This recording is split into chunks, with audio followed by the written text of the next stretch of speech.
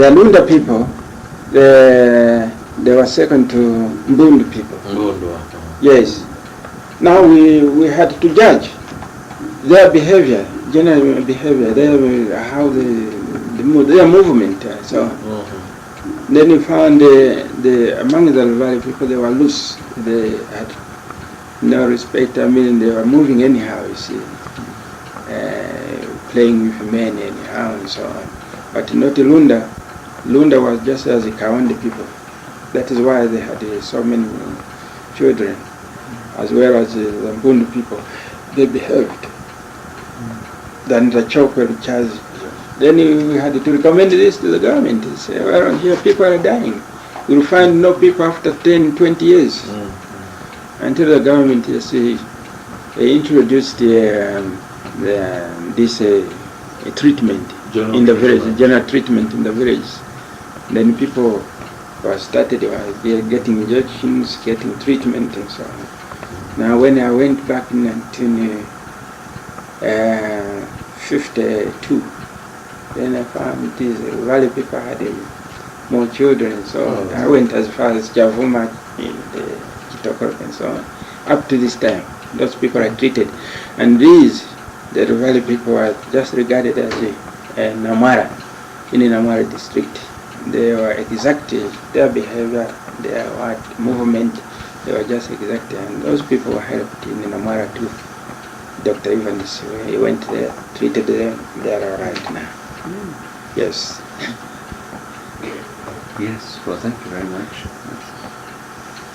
Well, I think we end there, and once again, I thank you very much on behalf of my friend and on my own behalf for giving us almost such an up-to-date information regarding the medical work and what in fact you have done in life.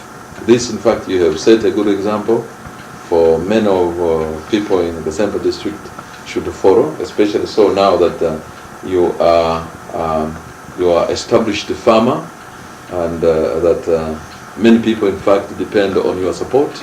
This is in regard of your tractor. This time I'm sure there are a lot of people who are hiring your tractor to go and plow their gardens, things like that. And I wish there were people of your ability and people of your character, so that the Kaondes in Gasempa people would be on the same footing as other people in the southern province. Thank you very much, Mr. Mutwale. Thank you. Thank you. And all these are very encouraging events. See. And they have taken place just within this short period. It's not been a very long time, but we have seen so many schools coming up, and so many boys coming out from grade 7. Well, now where you've mentioned Ms. Chilila, may I ask about your one son who's a medical doctor? Did he attend Solwezi secondary, or did he go outside the province entirely? No, he went from here to Chitokoloki, then from Chitokoloki to Munali. I see. Yes. So he entered Munali. What year would that have been, approximately? He was in Munali 1945. 45? 1945. No, I'm sorry. 1955. 55. 55. Yes. Well, in the same connection, how about the unified teaching service that came in this period? Did this boost your morale and the morale of other teachers to have this sort of unified teaching service? I know you were not just, or what was your impression of this when it? Yeah, we very much welcomed it, because there was, in fact, to begin with, there was no unified teaching service. There was the mission teachers and the civil service, civil servant teachers. So this system was welcomed because it put the teachers on the same level. Say, we were paid the same salaries. To begin with, the salaries for teachers under the mission was different, quite different from the salaries of the teachers in the mission. Not only that, even in regulations. In fact, in the mission we had, the teachers had no regulations. Whereas the other the civil service, they were part of the civil servants and they enjoyed the privileges. So the coming of the Unified Teaching Service was welcomed because we felt we would be well treated. Yes. Can you recall in this period, now when the first government school opened and what some of the early government schools in Zambezi district were offhand? Yeah, the first government school was the government primary, the Zambezi primary school. Well, even that did not start straight away as a government school. It began as a mission school, something like a mission school, because it was started by Mrs. Raj, Mr. Raj's wife. Mr. Raj was a trader, but his wife was a keen missionary, a very keen missionary. So at their place they opened up a church service, and they put up a church building. And like that they started the same method. The missionaries had practiced of teaching children in the church. So it went on like that until such a time when the government took it up. Do you recall what year that was approximately? That's a rough question. It could be somewhere 1948. 48. 1948 or 47, approximately. Yes. And what were some other then schools that opened after that? The government schools. Yes, some of the earlier ones. In Zambezi, not one I can remember. That was the first, and in fact, it would be the last. Because all the others were already the mission schools. They had only to... How about Mapache on the other side?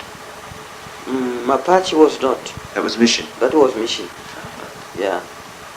That was aided from Stocklock. I see. Yes. That's good.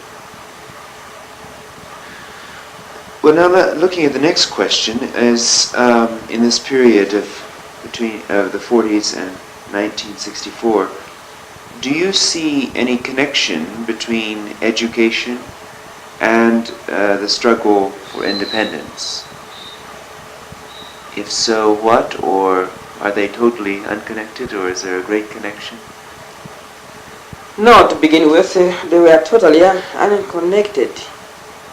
Because the ruling, the authorities could not permit critics to come into schools. So even teachers to become party members, they had to do it privately. They had to do it privately. And to belong to any of the party was prohibited. So I think perhaps in other places, but not in Zambezi. Not here. Not in Zambezi. But in Zambezi, teachers and the pupils had to be quite separate from politics.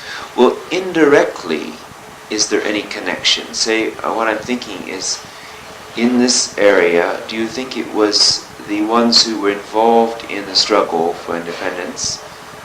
Were these men people who had connections with the schools, the missions in the schools, and were maybe dissatisfied with their education, or not? Not one I can think of, but I can remember certain teachers who were already out of the teaching, the Unified Teaching Service, and were living their own life in the villages. These people were the first to join the political parties. Yes. Yes. Well, now, the next question, I think we've probably, I don't know whether it's relevant or not, was in this period the mission-government relationship. We've referred to this in an earlier period here. Possibly it's relevant in how fast the, before independence, you mentioned Zambezi was a government school. When did all the schools become government and leave aided agencies after independence? Or Yes. was this, No. this was post-independent largely? No, this was post-independence.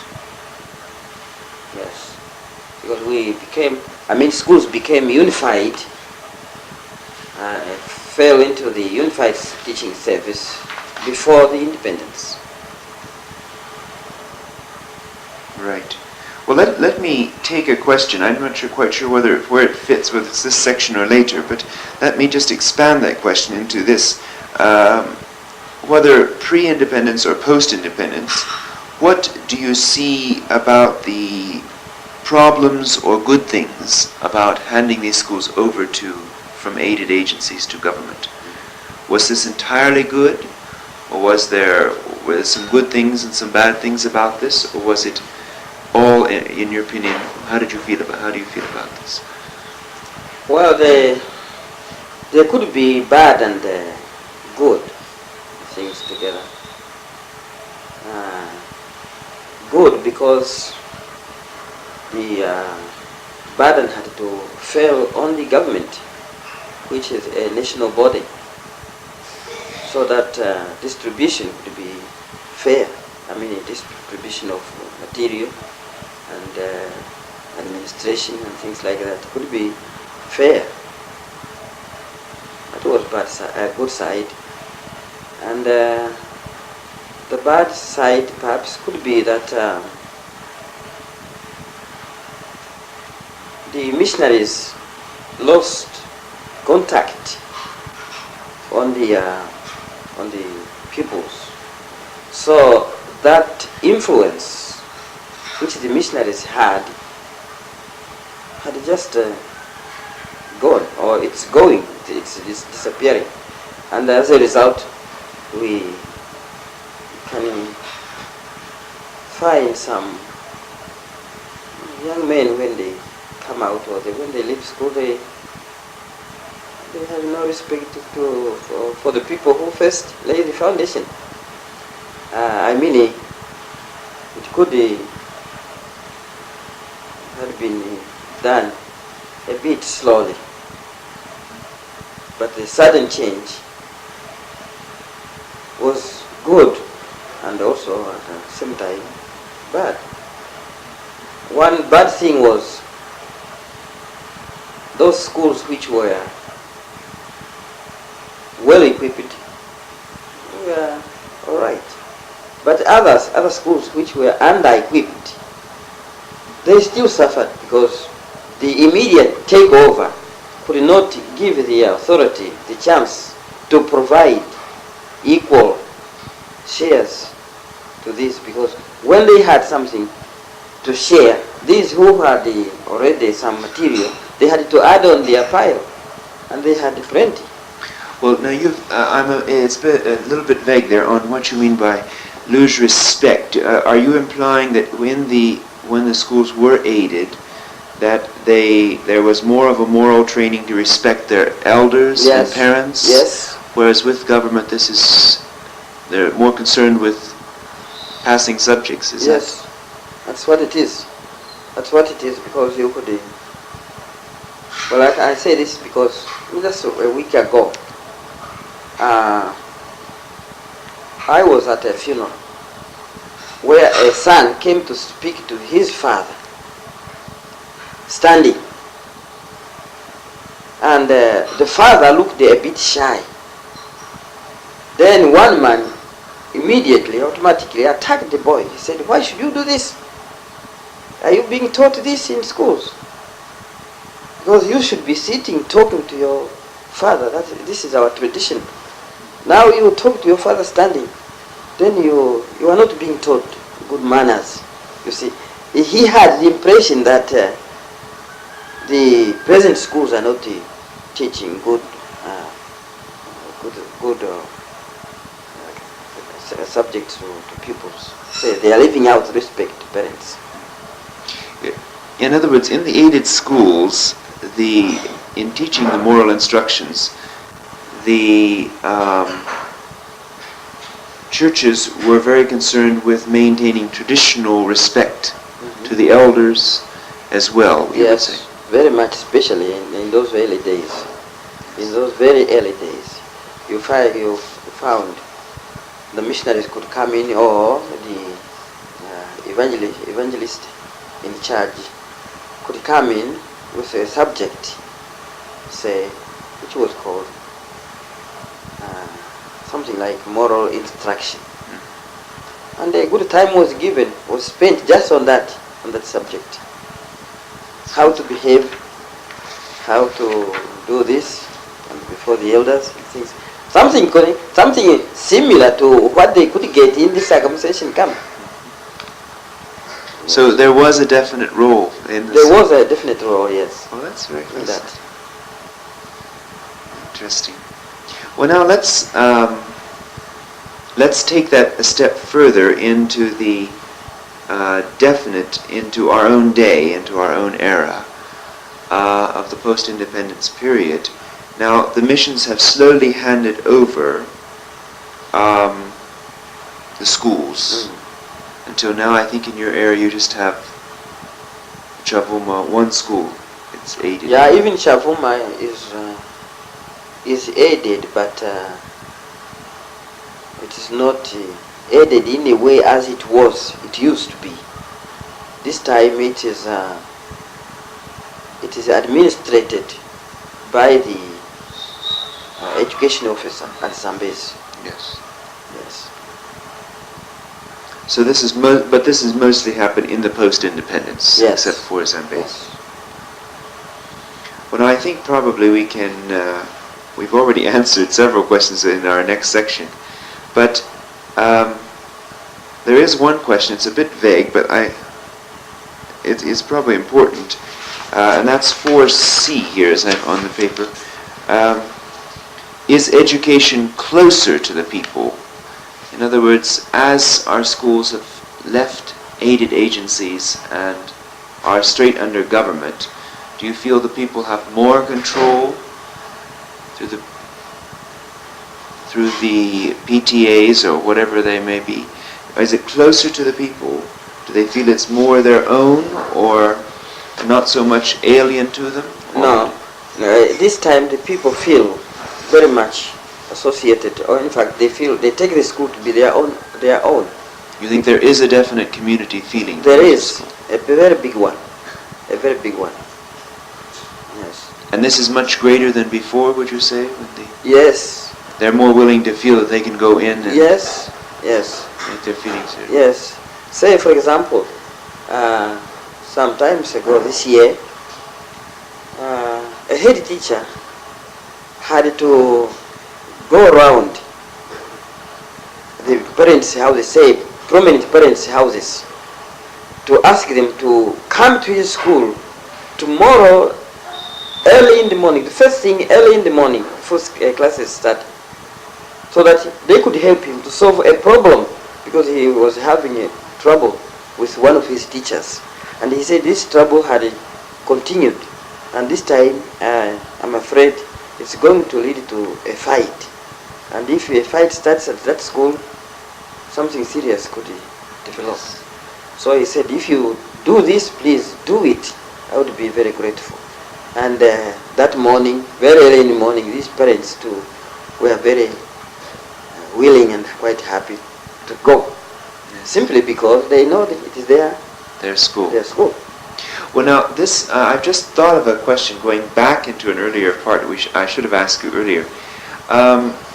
Mr. Semangoli, Thomas Semangoli, in Lusaka with me, mentioned that he started school because a Kapasu came and forced him, sort of took him into the school in the early days. Yes, that's true. They were, in other words, some people had to be forced. Yes, that was true. Some people had to be forced to take their children to school. When they failed, they had to be fined. See. They had to be fined. And there was a special capasso, specially appointed for going around schools to try to check on the enrollment. So this was a place where the government and the mission were coordinating Yes. to compel the people to come. Yes. Whereas today it would be quite the opposite. The people all want to come and can't. Yes, yes, yes. Oh, that's very fascinating. Well, now let's. I think you've probably we've covered lots of 5. Your own role in education after completing school. But maybe you could summarize B and C, A and B together in 5 on your role in education and the high points or key achievements, things you are most proud of that happened when you were in education, when you became head teacher and so forth. And, anything that you feel you're especially pleased that happened in your time and under your care. Can you just give a few comments? I know you're modest, but we sort of... Yes, I feel very happy because I have lived to see development take place in connection with the work that I had done. Say, for example, I was once made a group headmaster when